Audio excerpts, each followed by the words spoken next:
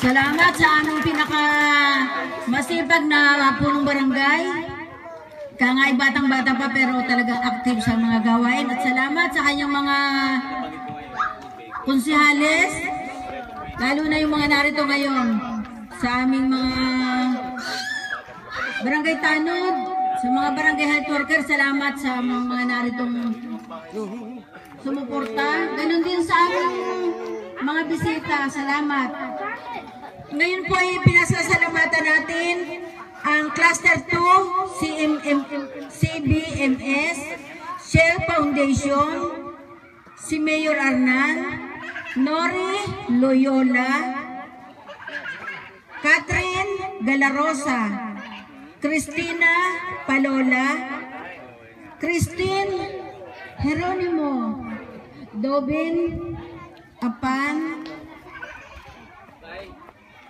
si Mia Morales, Marie Sueng, Sally Feliciano, Jenny Banawis, Kuya Edwin and Ate Lisa Akub, Tita Sally Agua, Benji Piso Hikers, Raymondo Family, Justiniani Family, Linesis Family, Laito Family, Makaraig Family, Printing Portal, Arenier, Kanyete Family, Urag Family, Snapis, Shoti Auto Spa, G. Mark, Balyada Family, si Tita Doc, at Magluyan Family. Ito po ay lubos naming pinasasalamatan sa pamamagitan po ng aming sanggunian. Salamat po sa lahat na sana po ay huwag madala ang mga tumulong na ito. At lubos po kami nagpapasalamat at kami ang napili ninyo sa lugar na ito.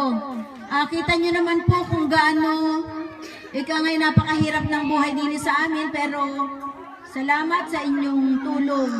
Hindi po namin makakalimutan sa pangunguna ni Madam Bay na siya namin naging kausap sa simula. Salamat. At sa pamamagitan ni Madam Bay ay nalaman namin ang lahat ng ito pala ay marami pang kasama. Kaya salamat Madam Bay at sana ay huwag kayong madala sa pagtulong sa amin. Sa amin naman po na mga tao, sana ay sa pagparito nilang muli o kaya ay makita ninyo sila, sana naman ay hindi lang dito ninyo siya nakita. Kung hindi, sana sa pagbibigay sa inyo ng tulong, saan man nyo sila makita, sana naman ay inyong mabati. Mga kasama, no?